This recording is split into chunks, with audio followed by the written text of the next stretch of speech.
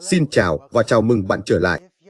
Nếu bạn đang cố gắng làm cho một thuật toán học thực hiện một nhiệm vụ mà con người có thể làm, và nếu thuật toán học của bạn chưa đạt đến hiệu suất của con người, thì việc kiểm tra thủ công các lỗi mà thuật toán đang mắc phải có thể cung cấp cho bạn thông tin chi tiết về những việc cần làm tiếp theo. Quá trình này được gọi là phân tích lỗi. Hãy bắt đầu với một ví dụ. Giả sử bạn đang làm việc với bộ phân loại mèo của mình và bạn đã đạt được độ chính xác 90%, hoặc tương đương 10% lỗi trên tập dữ liệu kiểm tra của bạn.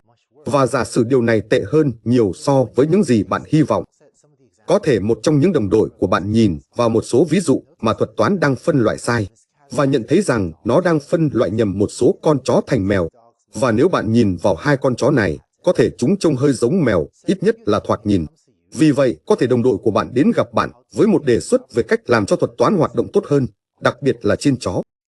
Bạn có thể tưởng tượng việc xây dựng một nỗ lực tập trung, có thể là thu thập thêm hình ảnh chó, hoặc có thể thiết kế các tính năng đặc trưng cho chó, hoặc một cái gì đó để làm cho bộ phân loại mèo của bạn hoạt động tốt hơn trên chó. Do đó nó ngừng nhận dạng nhầm những con chó này là mèo. Vì vậy, câu hỏi đặt ra là, bạn có nên tiếp tục và bắt đầu một dự án tập trung vào vấn đề chó không? Có thể mất vài tháng làm việc để bạn có thể làm cho thuật toán của mình ít mắc lỗi hơn trên hình ảnh chó. Vậy điều đó có đáng với nỗ lực của bạn không? Thay vì dành vài tháng để làm điều này chỉ để mạo hiểm phát hiện ra vào cuối cùng rằng nó không hữu ích, đây là một quy trình phân tích lỗi có thể cho phép bạn nhanh chóng biết liệu điều này có đáng để bạn nỗ lực hay không. Đây là những gì tôi khuyên bạn nên làm. Đầu tiên, lấy khoảng 100 ví dụ dev set bị gắn nhãn sai, sau đó kiểm tra chúng thủ công. Chỉ cần đếm từng cái một để xem có bao nhiêu trong số những ví dụ bị gắn nhãn sai này trong dev set của bạn thực sự là hình ảnh của chó. Bây giờ, giả sử rằng, hóa ra là 5% trong số 100 ví dụ dev set bị gắn nhãn sai của bạn là hình ảnh của chó. Điều đó có nghĩa là nếu 5 trong số 100 ví dụ bị gắn nhãn sai này là chó.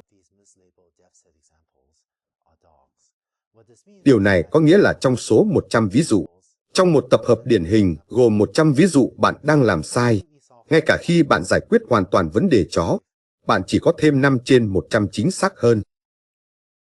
Hay nói cách khác, nếu chỉ có 5% lỗi của bạn là hình ảnh chó, thì điều tốt nhất bạn có thể hy vọng làm được nếu bạn dành nhiều thời gian cho vấn đề chó là lỗi của bạn có thể giảm từ 10% lỗi xuống còn 9,5%, phải không?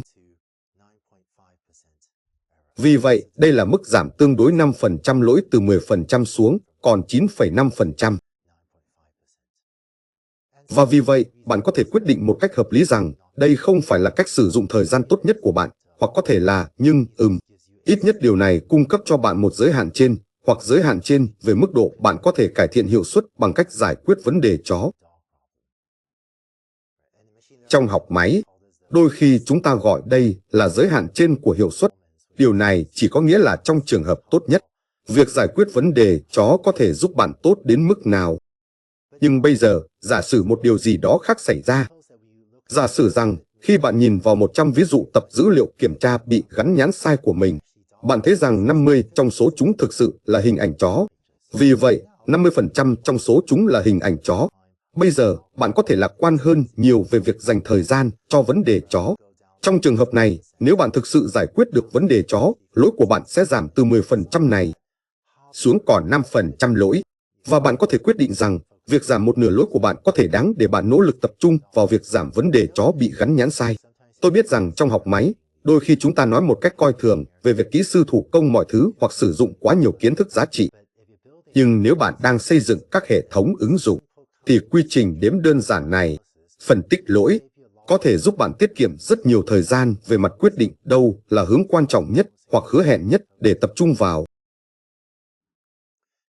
Trên thực tế, nếu bạn đang xem xét 100 ví dụ tập dữ liệu kiểm tra bị gắn nhãn sai, có lẽ đây là, bạn biết đấy, nỗ lực 5 đến 10 phút để xem xét thủ công 100 ví dụ, và đếm thủ công xem có bao nhiêu trong số đó là chó. Và tùy thuộc vào kết quả, cho dù nó giống 5% hay 50% hay một cái gì đó khác, chỉ trong 5 đến 10 phút, điều này cung cấp cho bạn một ước tính về mức độ đáng giá của hướng đi này, và có thể giúp bạn đưa ra quyết định tốt hơn nhiều về việc có nên dành vài tháng tới để tập trung vào việc tìm giải pháp để giải quyết vấn đề chó bị gắn nhãn sai hay không.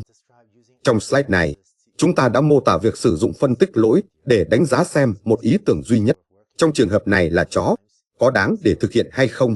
Đôi khi bạn cũng có thể đánh giá nhiều ý tưởng song song trong quá trình phân tích lỗi. Ví dụ, giả sử bạn có một số ý tưởng để cải thiện bộ phát hiện mèo của mình. Có thể bạn có thể cải thiện hiệu suất trên chó, hoặc có thể nhận thấy rằng đôi khi những gì họ gọi là mèo lớn như sư tử, báo kẹp v.v. rằng chúng đang bị nhận dạng là mèo nhỏ hoặc mèo nhà. Có lẽ tìm cách giải quyết vấn đề đó.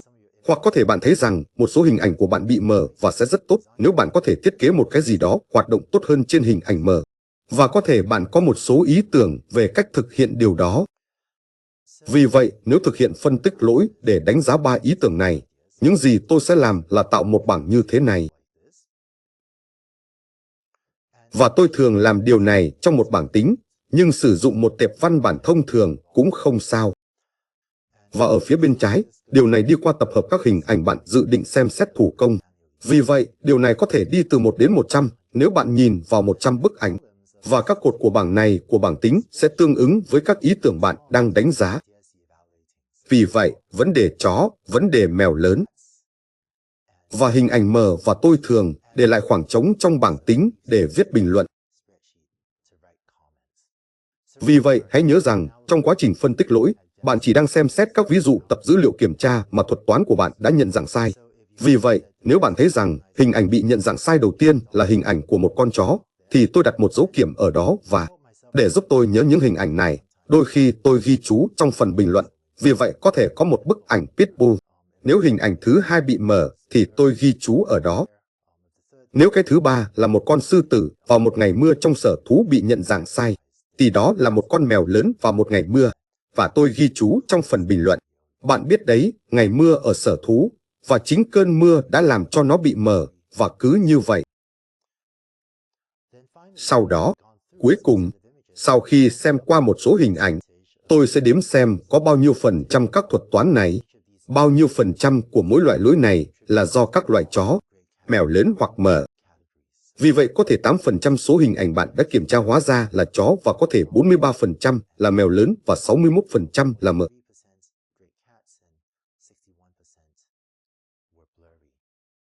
Vì vậy, điều này chỉ có nghĩa là đi xuống từng cột và đếm xem có bao nhiêu phần trăm hình ảnh có dấu kiểm trong cột đó.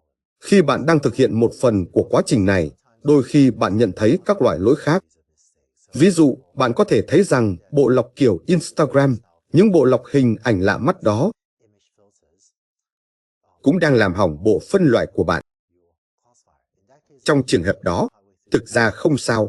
Có lẽ thông qua quá trình thêm một cột khác như thế cho bộ lọc nhiều màu, bộ lọc Instagram và bộ lọc Snapchat, rồi xem xét và đếm cả những thứ đó và tìm ra tỷ lệ phần trăm nào đến từ loại lỗi mới đó. Kết luận của quá trình này cung cấp cho bạn một ước tính về mức độ đáng giá để làm việc trên từng loại lỗi khác nhau này. Ví dụ, rõ ràng trong ví dụ này, rất nhiều lỗi đã được thực hiện trên hình ảnh mờ và khá nhiều lỗi đã được thực hiện trên hình ảnh mèo lớn, và vì vậy, kết quả của phân tích này không phải là bạn phải làm việc trên hình ảnh mờ. Điều này không cung cấp cho bạn một công thức toán học cứng nhắc cho bạn biết phải làm gì, nhưng nó cho bạn biết về các lựa chọn tốt nhất để theo đuổi. Nó cũng cho bạn biết, ví dụ, rằng cho dù bạn làm tốt hơn bao nhiêu trên hình ảnh chó hoặc trên hình ảnh Instagram, bạn cải thiện hiệu suất nhiều nhất có thể là 8% hoặc 12% trong các ví dụ này. Trong khi bạn có thể làm tốt hơn trên hình ảnh mèo lớn hoặc hình ảnh mờ, sự cải thiện tiềm năng, đó là giới hạn về mức độ bạn có thể cải thiện hiệu suất là cao hơn nhiều. Vì vậy, tùy thuộc vào số lượng ý tưởng bạn có để cải thiện hiệu suất trên mèo lớn hoặc trên hình ảnh mờ, có thể bạn có thể chọn một trong hai, hoặc nếu bạn có đủ nhân viên trong nhóm của mình, có thể bạn có thể có hai nhóm khác nhau. Có một nhóm làm việc để cải thiện lỗi trên mèo lớn và một nhóm khác làm việc để cải thiện lỗi trên hình ảnh mờ. Nhưng quy trình đếm nhanh này, mà bạn thường có thể thực hiện với số giờ ít nhất, có thể thực sự giúp bạn đưa ra quyết định ưu tiên tốt hơn nhiều và hiểu các phương pháp tiếp cận khác nhau hứa hẹn như thế nào để làm việc. Vì vậy, để tóm tắt, để thực hiện phân tích lỗi, bạn nên tìm một tập hợp các ví dụ bị gắn nhãn sai trong tập phát triển của bạn, và xem xét các ví dụ bị gắn nhãn sai, cả dương tính giả và âm tính giả, và chỉ cần đếm số lượng lỗi thuộc vào các loại khác nhau. Trong quá trình này, bạn có thể được truyền cảm hứng để tạo ra các loại lỗi mới. Như chúng ta đã thấy, nếu bạn đang xem qua ví dụ, bạn thấy, trời ạ, có rất nhiều bộ lọc Instagram, bộ lọc Snapchat cũng đang làm hỏng bộ phân loại của tôi.